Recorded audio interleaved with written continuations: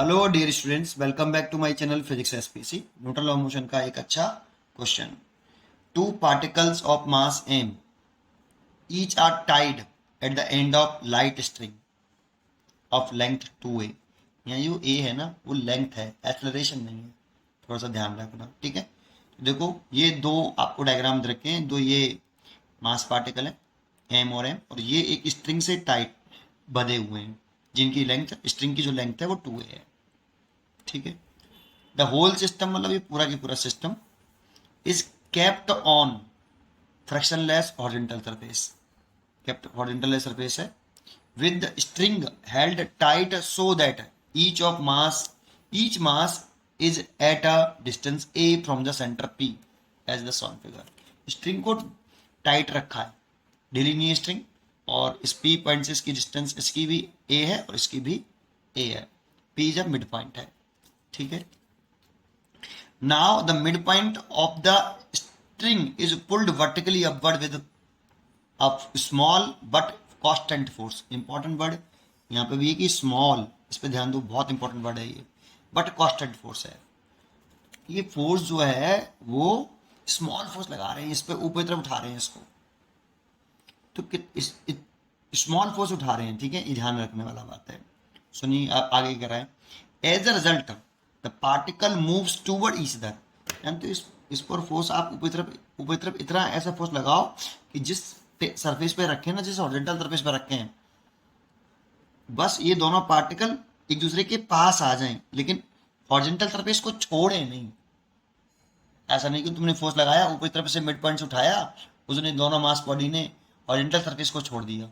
Horizontal surface को नहीं छोड़े, आप इस पर इतना स्मॉल फोर्स लगाओ जिससे ये पार्टिकल ऊपर की तरफ सरफेस को छोड़कर अलग ना हो, बस इनके बीच की सेपरेशन क्या हो, एक दूसरे के पास आए हैं।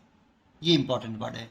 मतलब ये फोर्स जो कांस्टेंट फोर्स लगाया है ना, ये स्मॉल वर्ड का मतलब क्या है वो बता रहा हूं। इतना स्मॉल फोर्स लगाया है कि जिससे ये दोनों पार्टिकल एक दूसरे के पास तो आ रहे हैं, बट जो जिस हॉरिजॉन्टल सरफेस पे दोनों पार्टिकल रखे हैं उस हॉरिजॉन्टल सरफेस को वो छोड़ नहीं रहे।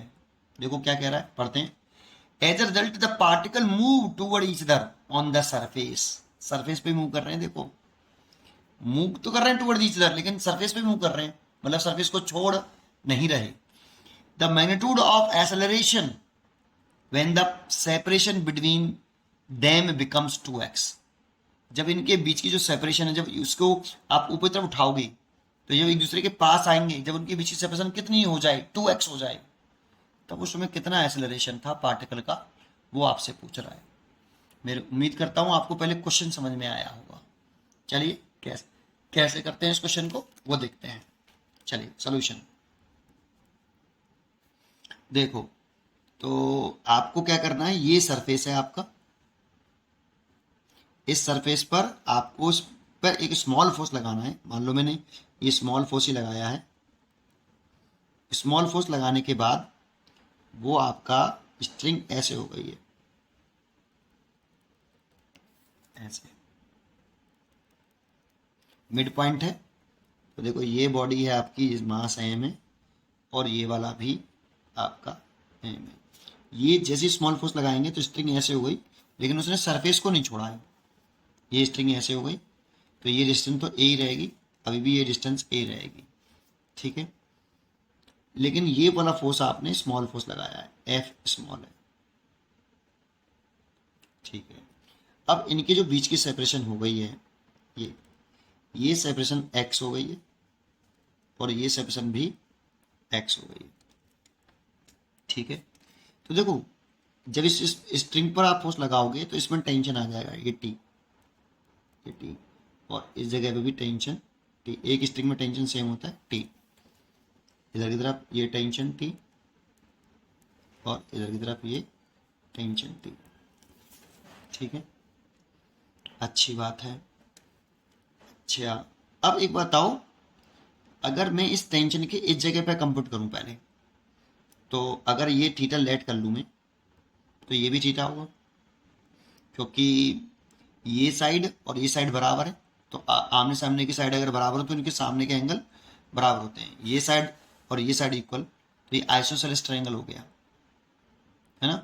और आइसोसेलेस ट्रायंगल है तो इसके साइड के सामने वाला एंगल, इस पूरे बड़े ट्रायंगल की बात कर रहा हूँ, ये बड़ा ट्रायंगल आइसोसेलेस ट्रायंगल हो गया, तो इसके सामने वाला एंगल थीटा, इसके सामने वाला भी थीटा बराबर होगा।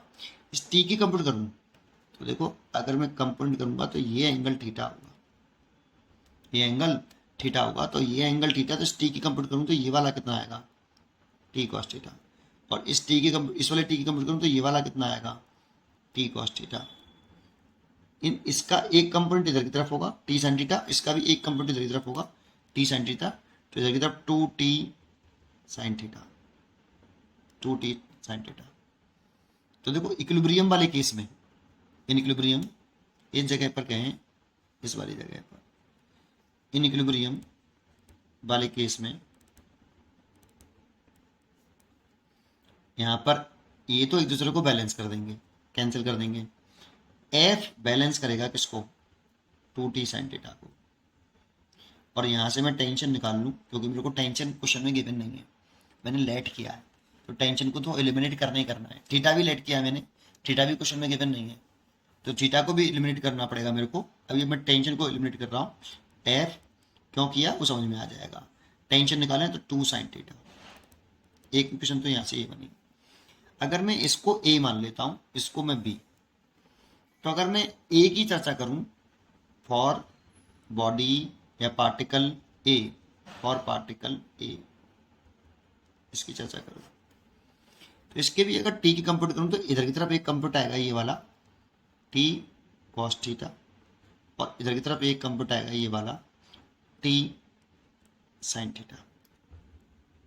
तो देखो मैं एफ बी डी बना लेता हूँ किसका, पार्टिकल ए का। तो फॉर पार्टिकल ए,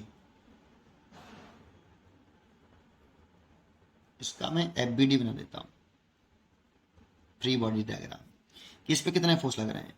तो इसका मैं फोर्स देखूं तो एक तो इस पर टेंशन लग रहा है इधर की तरफ टी, है ना, एक आपका इस पर वेट लग रहा होगा एम जी, एक ये टेबल जो सरफेस है इस पर नॉर्मल एक्शन लगा रहा होगा ऊपर की तरफ एन, ये अर्थ ने लगाया, अर्थ खींच रही है उसे, ये टेबल भी इस ब्लॉक पर फोर्स लगा रहा होगा एम, और नॉर्मल एक्शन एक टी लग रहा है, और ये एंगल में यहाँ पे थीटा दे रखा है।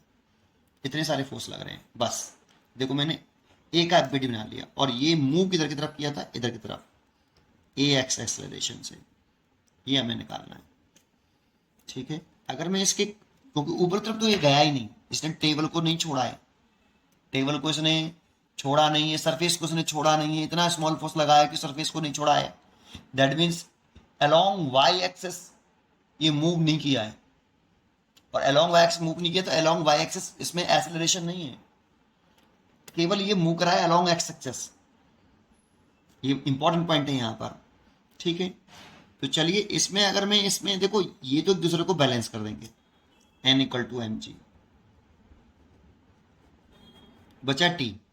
अगर मैं टी के कंप्यूट करूं तो इस पे for along x axis, along x axis net force लिखूं, नेट फोर्स लेकिन अलोंग एक्स एक्सिस लिखूं, तो ए की फोर्स लग रहा है इधर की तरफ टी कॉस थीटा, और ऊपर की तरफ ये लग रहा है टी साइन थीटा।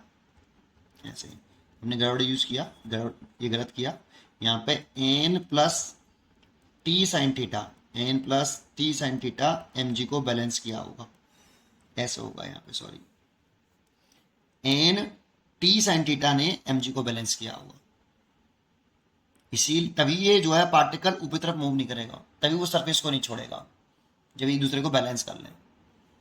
तो एन और प्लस टी साइन थीटा ने एम जी को बैलेंस कर लिया हुआ। अब इस पर नेट फोर्स दिख रहा हूं तो केवल और केवल नेट फोर्स जो लग रहा है वो अलोंग एक्स लग रहा है टी कॉस थीटा, और नेट फोर्स इक्वल टू था मास इनटू एक्सेलरेशन, तो मास एम है और एक्सेलरेशन अलोंग एक्स एक्सिस है। समझ में आया, यहाँ पे बैलेंस हो गया इसीलिए अलोंग वाई एक्सिस, तो एक्सेलरेशन जीरो होगा, क्योंकि सरफेस को छोड़ा ही नहीं है, नेट फोर्स जीरो उस साइड में।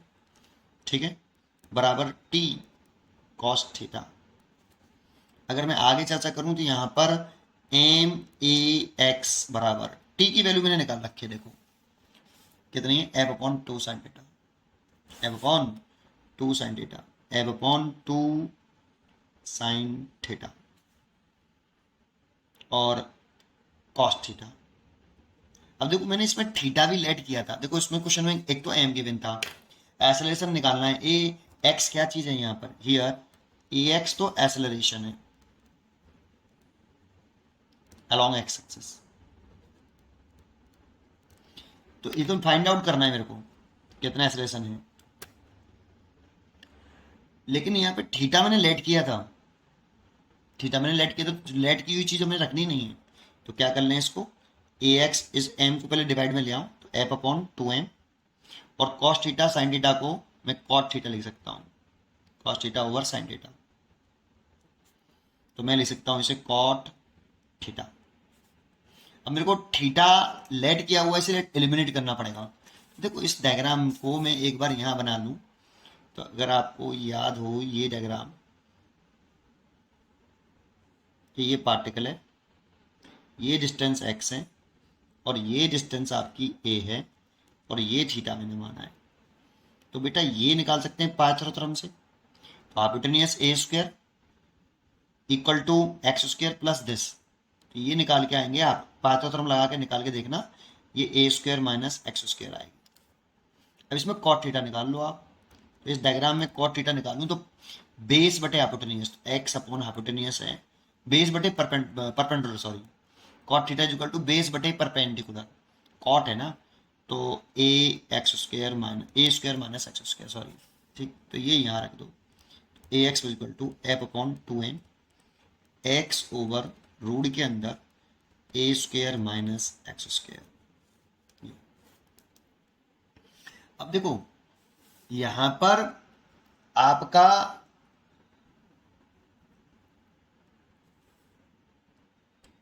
ये समझ में आया वो शायद आपको, ठीक है क्लियर हो गया। तो ये इसका आंसर हो गया बेटा अलोंग एक्स एक्सिस। तो अलोंग एक्सिस तो चेक करें कितना चॉइस है इसकी, पहले ये बी। जानते हो इसमें ये जो एफ फोर्स स्मॉल बोला इसका क्या रोल है यहाँ पे, और कांस्टेंट भी बोला।